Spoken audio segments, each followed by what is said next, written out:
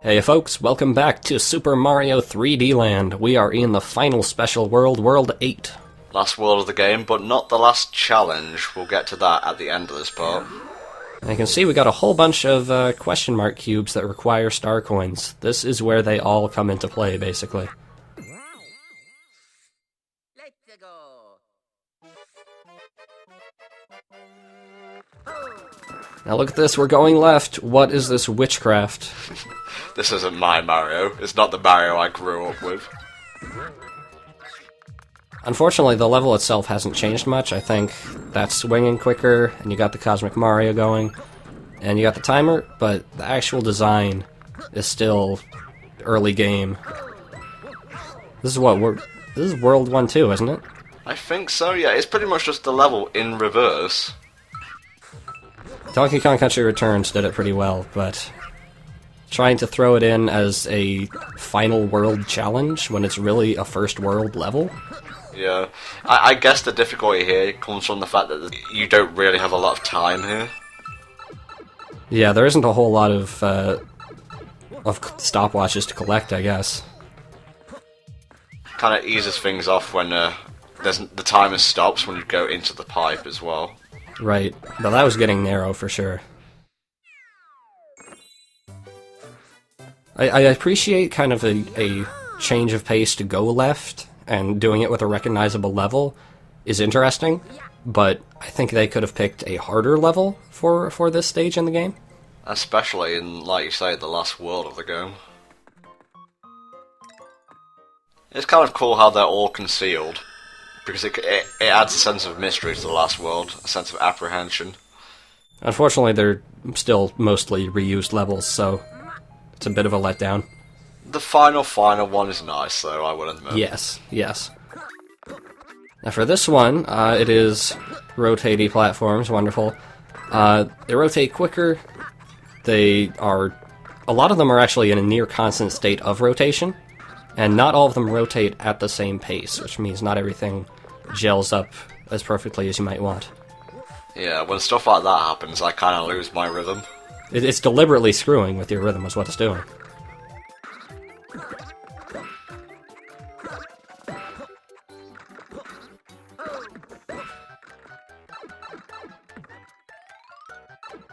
Oh, we haven't had one of those, like, shortcut pipes in a while.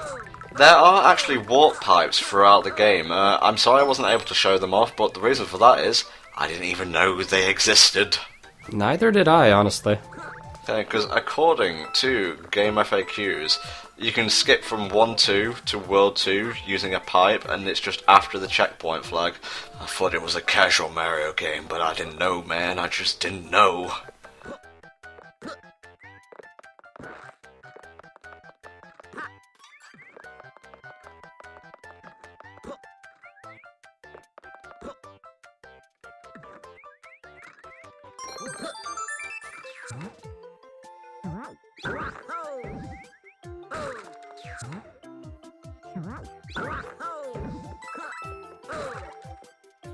Oh boy, 228 lives. Hooray!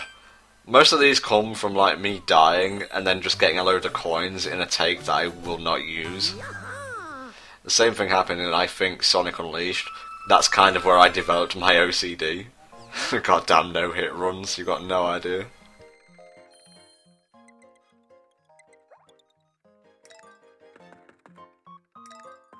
So this is basically where Nintendo forces you to have all that replay value they want. You gotta go back to all the different levels, get all the star coins, essentially, to unlock these levels. When I was playing this on the stream, I was really struggling for star coins, because it's not like here where I can present it, like I can remove all the dead footage and whatnot. No, that shit was live. Now this is fun. We got a Cosmic Mario thing with a timer, and especially wonderful is that dry bones don't actually provide timers when you kill them, because you're not really killing them. So you've basically only got the stopwatches lying around down the level. I would say this is, far and apart, one of the hardest levels in the game. But I love it so much.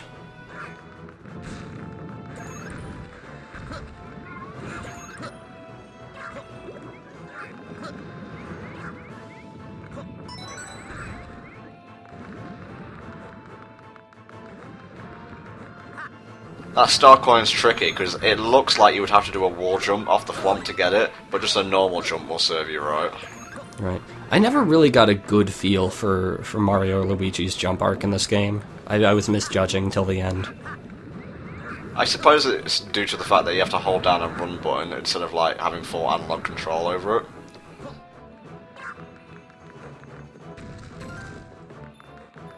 Anyway, no Bowser in this one, unfortunately. I would have loved having a Cosmic Mario race with Bowser with a short timer.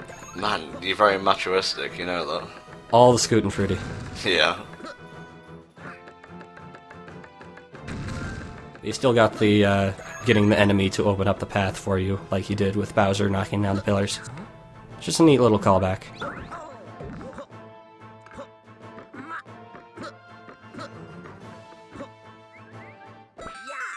Not much to have been said about the special worlds. They're pretty much just like, retextured levels, reskinned, however you want to say. And for the most part, they're well designed. They're just very similar to what we've discussed before. Oh yeah, it kind of reaches its zenith though when they start reusing levels. Like they'll use a level in one world, and then 2 worlds later, it will be the same world, except for the fact that you've got a cosmic clone chasing you or something.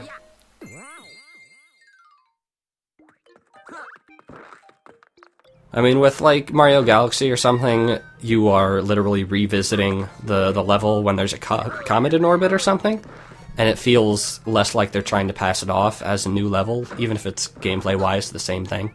It's presented as just a new challenge, yeah.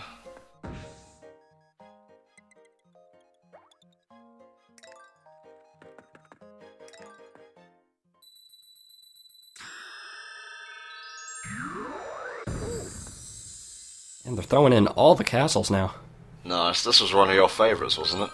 Yeah, this was, I think, 8-6, the prelude to the final level of the regular world. And now we've got it with a timer.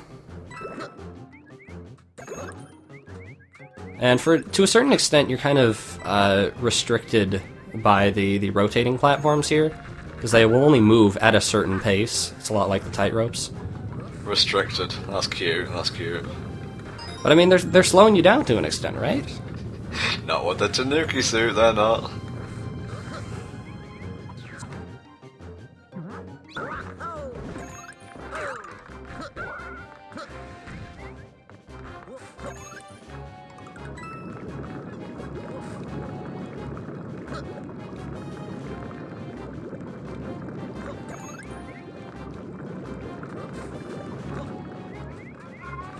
Some of the themes sound really good sped up. Oh yeah.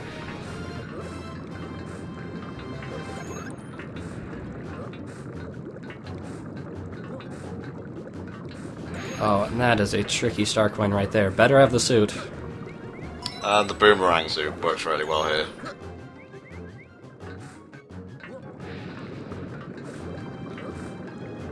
Now again, this is an opportunity you could have to just glide over to that rotator over there, if you're good with the Tanuki. Always had a problem getting on top of that. It's again, probably easier said than done, and you just bypassed that timer. How dare you? Well, I've got plenty of time. I've got well over a minute here. Yeah, I feel like they might have been a bit too generous with the timers in this one. Yeah, I would definitely recommend you use the tailspin attack to get that coin, because I tried floating into it, and I couldn't get back onto the platform, so I just fell into the lava.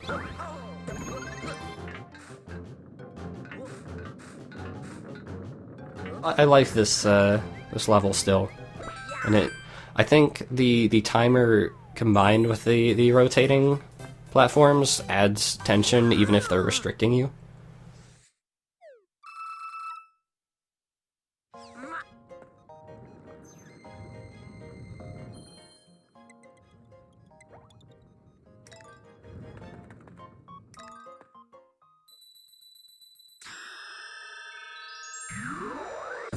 And an airship. Tell me if you saw that coming.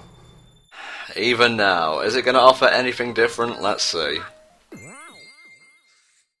Let's go.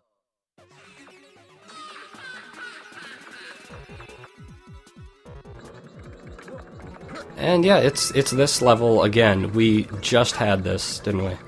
Yeah. And I'm not sure if I really feel the Cosmic Clone on the rotator is really doing much, because it keeps you moving, but you're not going to backtrack on a rotating platform, so you're not really going to run into it. And you can't really stand still either, so...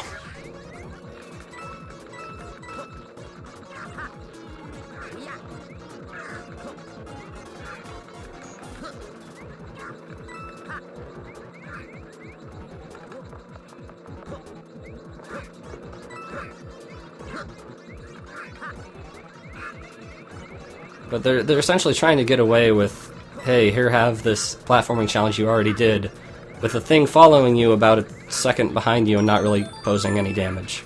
Yeah. And I can appreciate the so-called added tension of it, but I don't feel it really works.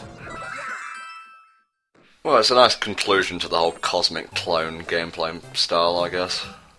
I suppose. Could have given him a more dramatic ending, I suppose. Have him melt into the lava. Do a Terminator 2 kind of thing. He'll be back. That's as crazy as water in the lava. And you have just enough star coins there. That's good, because this is the final level that actually requires star coins. Come on, Dry Bowser, give us something good.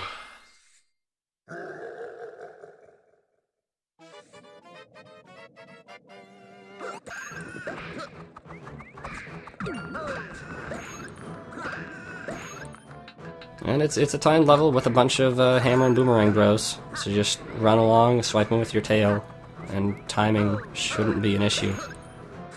Just keep that rhythm going, it's all good. I'm kind of out of things to say at this point.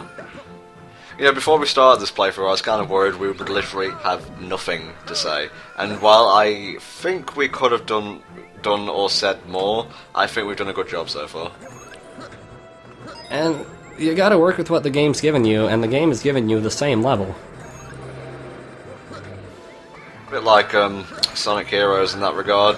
Team Dark may have more enemies and be harder than Team Sonic's levels, but it's still the same level for the most part. This is where you nod your head, since I'm assuming you don't play Sonic games. Oh, I play Sonic games. Sonic Generations was my 2011 Game of the Year. Okay. Wasn't mine, but that's a different story altogether. Yeah, we can do fisticuffs over that later. Jesus, Datai, you don't have to get into violence over video games.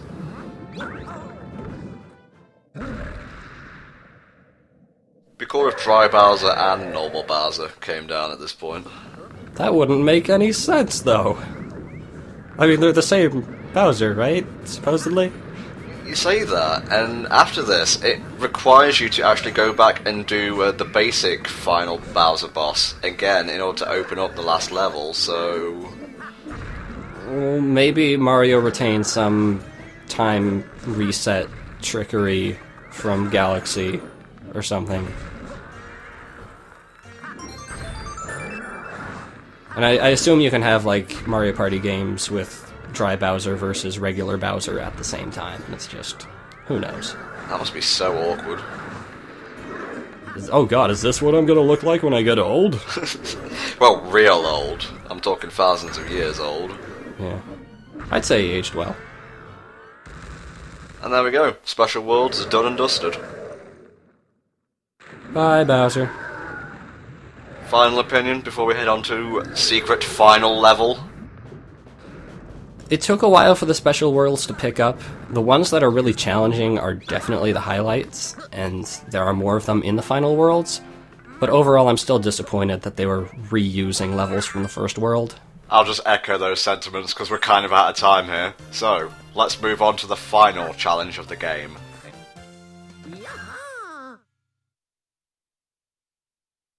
And here we are at the final level of Super Mario 3D Land. This is S-8 Crown.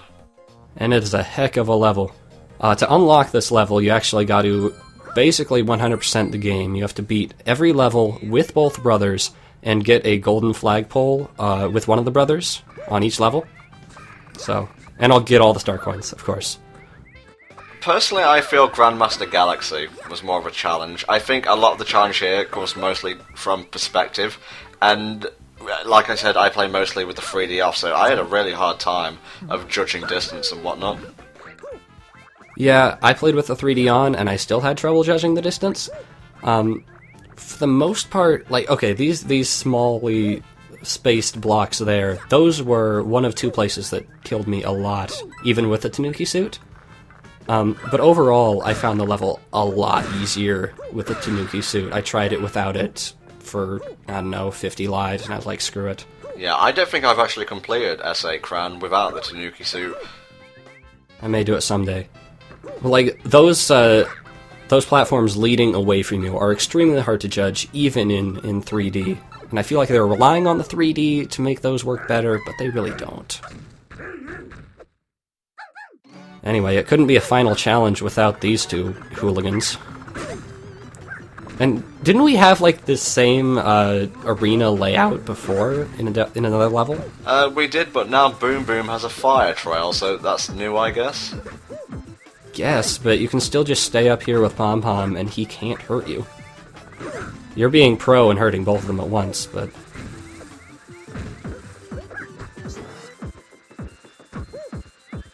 Pom Pom's down. And Boom Boom's down. Basically, you have enough time to play it safe with these guys. You don't need to be stylish unless you want to be. Say what you will about S-8 Crown, personally I feel it's a bit cheap overall, but I love the fact that they're making it a tradition now in the 3D games, where there is a secret final unlockable level that's super hard, and I don't care how hard they make it, because, you know, to even get to this point you pretty much need to be an expert at the game, so it's perfectly fair. Right, I would agree with that. I did find Grandmaster Galaxy a lot more satisfying in a lot of ways. I found it was more challenging for one thing, and overall the music was a lot better, made it more epic feeling. This just has the main theme again. Yeah. So it just doesn't quite feel as climactic, especially when you can turn into a statue and just bypass all the obstacles on this section. This is why I've been saying it works better when you're on like a constantly moving platform and whatnot. Yeah, that's like the one place I ever used the statue power. I have a problem with perspective in particular on these bits, because there are fireball things on different levels. There's like one above, one below, and I would always get hit by the ones above when jumping, but I would think it would be like coming from below. Right, and it doesn't help that it's a yellow-orange fire on the yellow-orange donut block, which makes judging things all the more difficult.